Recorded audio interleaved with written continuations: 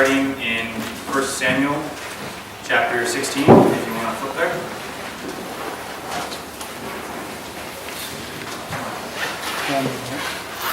First Samuel 15.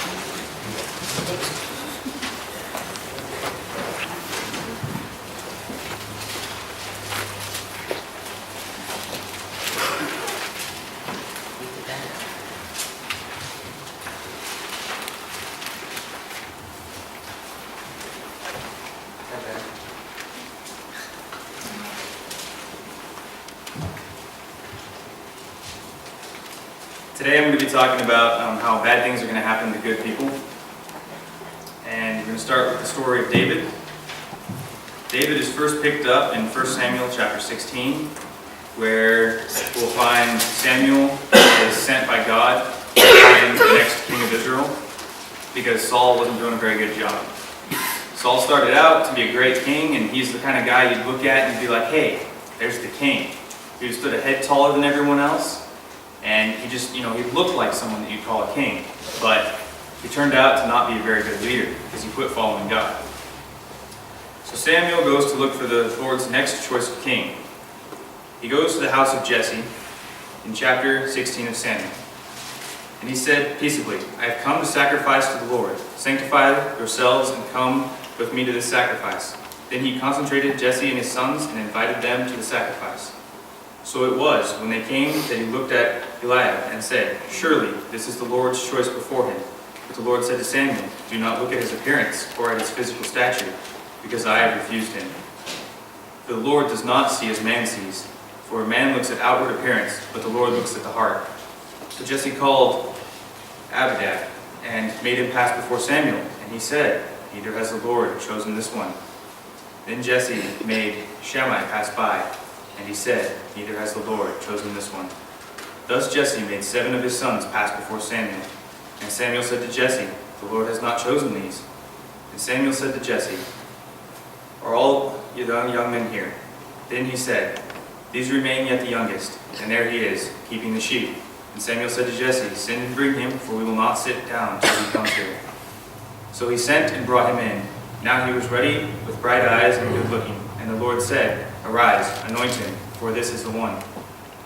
Then Samuel took the horn of oil and anointed him in the midst of his brothers, and the Spirit of the Lord came upon David from that day forward. So Samuel arose and went to Ramah.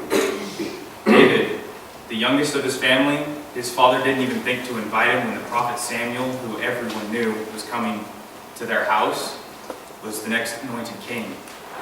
Then he went back to tend to the sheep again, because there was still a king, and Saul wasn't about to be replaced just yet. He wasn't the one that people thought would be king. He wasn't a head taller than anyone else. He was a small youth. And yet he was still chosen, not for his outward appearance as man chooses, but for his heart. Samuel believed it was one of the older sons, because David's older brothers were the warrior type that people would choose to look at that guy and be like, I'll follow him. The Lord picked David for his heart. Now it came that later, Saul had troubles sleeping.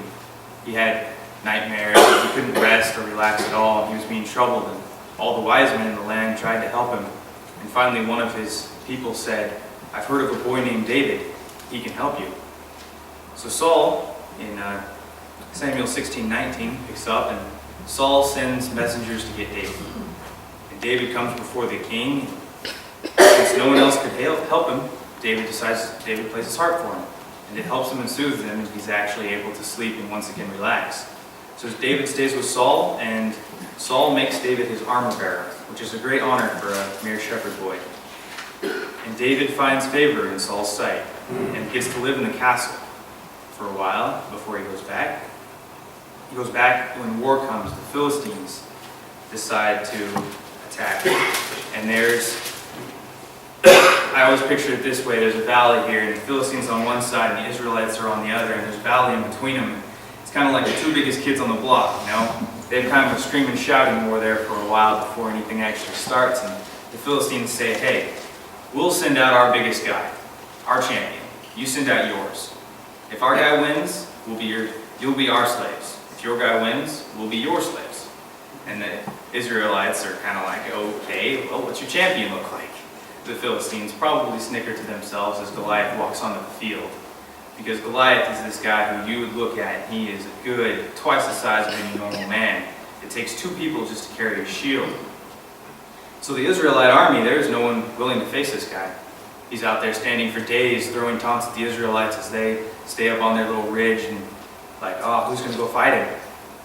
And finally, Jesse sends David, go take your brother some food and supplies. And David goes along and looks out over it and sees Goliath come out one morning and taunt the Israelites. And he says, who is this to taunt God's army? I will fight him. And everyone laughed at David because he's just a ruddy youth. And word reaches Saul that there is a man amongst the army that is willing to fight. And David comes before Saul. And Saul gives David his armor and his sword to wear into battle. But Saul, as I've said, is a head taller than anyone else. And his armor doesn't even come close to fitting David. David can't even walk when he puts his armor on. It's in the Bible, Samuel 17:17, story of Goliath. And David can't even walk, and he says, no, I will take my staff, and I'll take my sling. Now, he's already really tiny compared to Goliath. And then he's like, oh, I'll go fight him with a sling. Because everyone's looking at this the wrong way. It's not really David versus Goliath. It's really God versus Goliath. God compared to anything makes him look kind of minuscule. And so David's like, God's on my side. I'll go out there. I'll beat Goliath. So he goes down to the stream and gets some rocks, some 5 smooth stones, and puts them into his shepherd's pouch. And he goes out to meet Goliath. And Goliath looks at him and laughs. Give me your best shot. David says, okay. Puts a sling in his stone. Puts a stone in his sling. He slings it at David. He slings and kills him. One shot between the forehead. Then David runs up, doesn't have a sword of his own, grabs Goliath's sword, and cuts his head off. Now for a warrior since your youth, as the Bible describes Goliath as a man who had been trained to fight since his boyhood. And to be cut your own head off by your own sword, that had been pretty embarrassing. All the Philistines are just sitting here watching this, and they flee.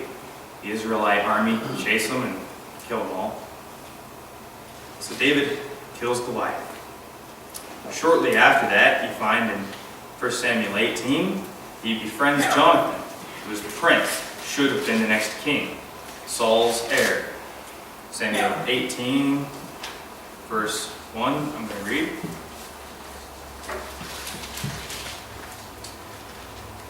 Now when he had finished speaking to Saul, the son of Jonathan was knit to the soul of David, and Jonathan loved him as his own soul. Saul took him that day and would not let him go home to his father's house anymore. Then Jonathan and David made a covenant, because he loved him as his own soul. Jonathan took off the robe that was on him and gave it to David, with his armor, even to his sword and bow and his belt. So David becomes best friends with the prince. He gets a house, he gets his own room in the castle. He gets to live there. And for a shepherd boy, the king loves him, the king's son loves him, he gets a place to live in the castle.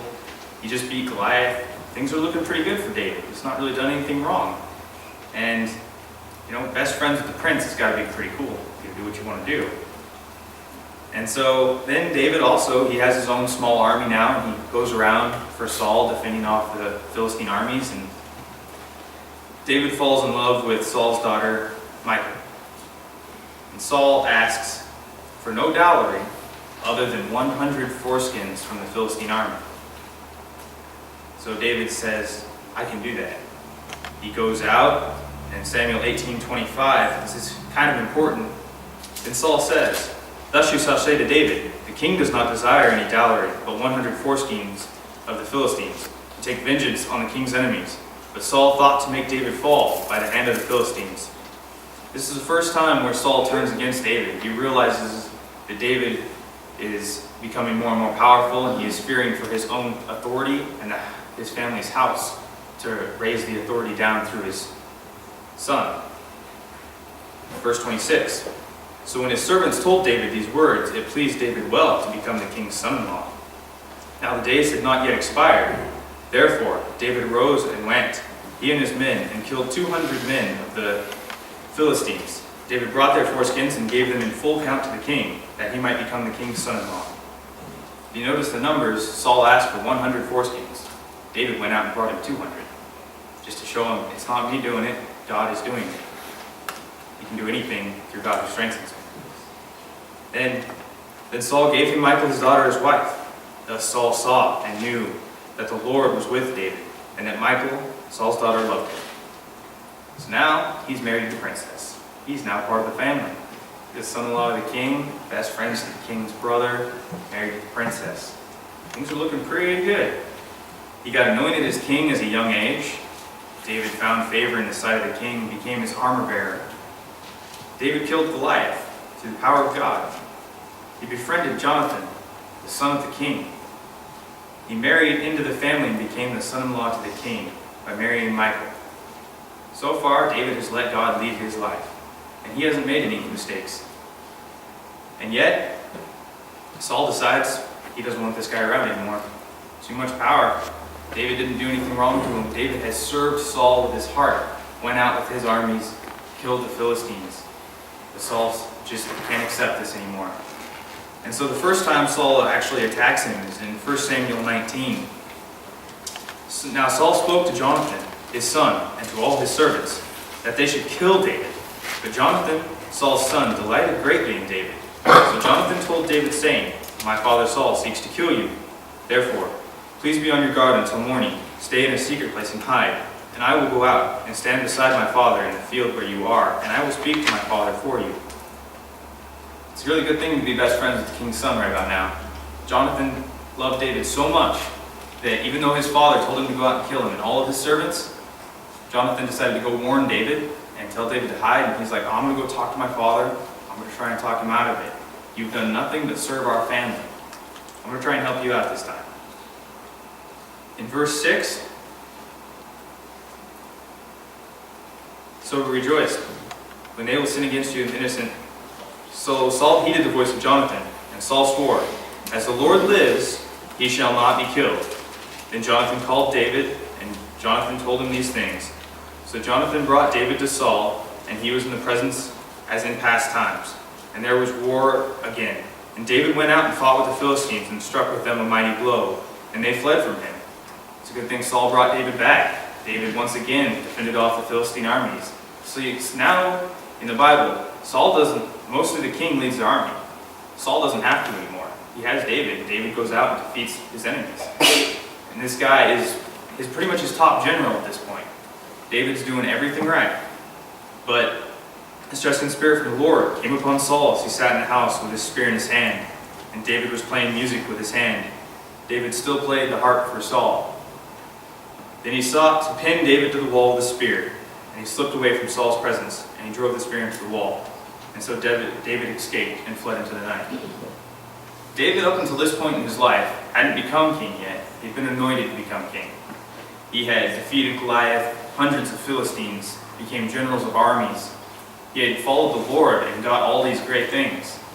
But yet, because of one man just deciding not to like him, he was hunted down for a great portion of the rest of his life until Saul dies. Bad things happen to good people. We're going to pick up next with the story of Job. We can start in Job chapter 1.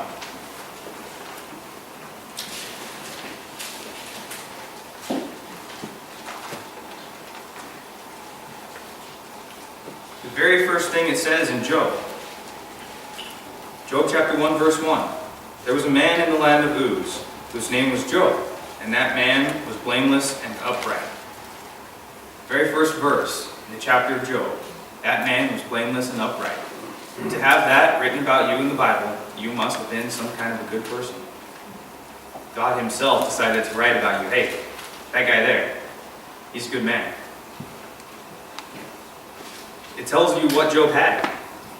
Job had 7 sons and 3 daughters. Pretty good household. Job owned 7,000 sheep.